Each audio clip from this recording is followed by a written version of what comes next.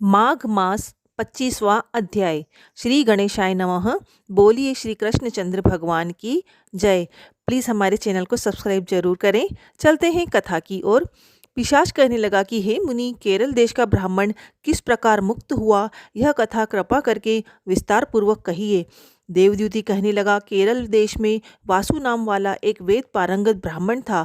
उसके बंधुओं ने उसकी भूमि छीन ली, जिससे वह निर्धन और दुखी होकर अपनी जन्मभूमि त्याग कर देश विदेश में घूमता हुआ किसी व्याधि से ग्रस्त होकर मृत्यु को प्राप्त हो गया। उसका कोई बांधव न होने के कारण उसकी और्ध्य वैदिक क्रिया नहीं हुई और न ही उसकी दाह क्रिया हुई। इस प्रकार क्रिया के लोप होने से निर्जन वन में प्रेत होकर चिरकाल तक फिरता रहा। शीत, ताप, भूख प्यास के दुख से हाहाकार करता हुआ वह नंगे शरीर रोता फिरता था, परंतु उसको कोई सद्गति नहीं दिखाई देती थी। सर्वदा दान न देने से वह अपने कर्म फल को भोगता था। जो लोग अग्नि में आहुति नहीं देते, भगवान का पूजन नहीं करते, वे आत्मविद्या का अभ्यास नहीं करते, अच्छे तीर्थों से विमुख रहते हैं।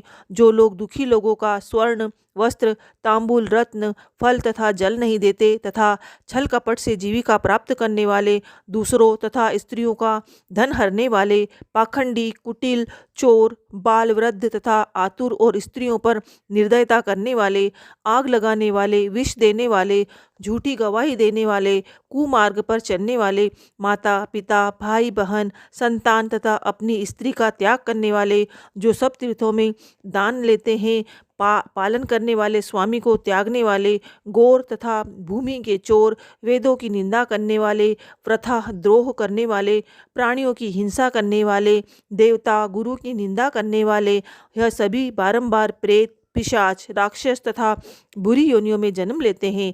अतएव बुरे कर्मों से बचकर धर्म के कार्य तथा यज्ञ, दान और तप आदि करने चाहिए, क्योंकि कर्म फल अवश्य में मिलता है। इस प्रकार प्रेत की गति देखकर पाप कर्म कदापि नहीं करना चाहिए। ब्राह्मण कहने लगा, इस प्रकार उस केरल ब्राह्मण ने उस पर्वत पर अधिक समय व्यतीत करके एक मार्ग में एक पथिक को देखा, जो 2 गगरियों में त्रिवेणी का जल लिए हुए था। आनंद पूर्वक भगवान के चरित्र का गान कर रहा था। प्रेत ने उसका मार्ग रोककर कहा कि तुम डरो मत, इस गगरी का जल मुझको पिलाओ, नहीं तो मैं तुम्हारे प्राण ले लूँगा। देवद्युति कहने लगा कि दुखी, दुर्बल, नंगे, मुरझाए हुए तुम कौन हो? पैरों से पृथ्वी को स्पर्श न करके चलते हो। लोमेश जी बोले। प्रेत का यह वचन सुनकर कहने लगा कि मेरा ऐसा होने का कारण सुनो। मैंने कभी ब्राह्मणों को दान नहीं किया, अत्यंत लोभी, क्रियाहीन, दूसरों के अन्न से पलने वाला था। मैंने कभी किसी को भिक्षा नहीं दी, न दूसरे के दुख से दुखी हुआ।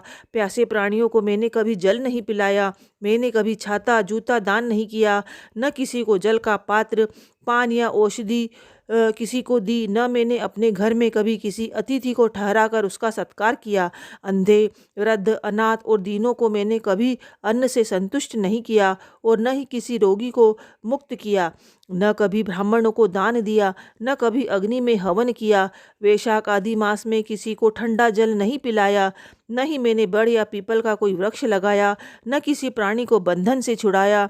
कभी कोई व्रत करके शरीर को नहीं सुखाया। इस कारण मेरा पूर्व जन्म जब बुरे कार्यों में ही व्यतीत हुआ, मेरे पूर्व जन्म के कर्मों से ही मेरी वह गति हुई है। इस वन में व्याघ्र, भेड़िए से बचा हुआ मांस तथा जंतुओं के खाने से गिरे हुए फल, वृक्षों पर लगे हुए सुंदर फल तथा झरने का सुंदर जल सभी मिलते हैं, परंतु देव इच्छा से मैं कुछ भी नहीं खा सकता। सर्प की तरह केवल पवन भक्षण करके जीवन व्यतीत करता हूँ।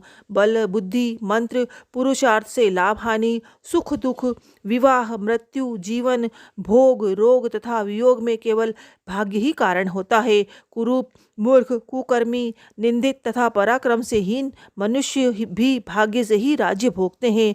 काने, लूले, लंगड़े, नीतिहीन, निर्गुण, नपुंसक भाग्य से राज्य प्राप्त करते हैं। पर्वत पर भी बलवान राक्षस, पिशाच रहते हैं, जिनमें से कोई कोई कहीं कहीं वन में फिरते हुए अपने कर्म के अनुसार अन्न जल प्राप्त करते हैं, परंतु आपको उनका भय नहीं होना चाहिए, क्योंकि धर्मात्मा पुरुषों की उनकी पवित्रता ही रक्षा करती है। ग्रह नक्षत्र देवता सर्वदा धर्मात्माओं की रक्षा करते हैं। यह पिशाच आप जैसे भक्त की तरफ आंख उठाकर भी नहीं देख सकते। जो नारायण भगवान की भक्ति से पवित्र रहता है, उसको प्रेत पिशाच पुतना कोई बाधा नहीं दे सकते। भूत बेताल पिशाच गंधर्व काकिन शाकिनी ग्रह रेवती यज्ञ मातृग्रह भयंकर ग्रह कृत्या सर्प कुष्मांड तथा दूसरे दुष्ट जंतु पवित्र वैष्णव की तरफ देख भी नहीं सकते।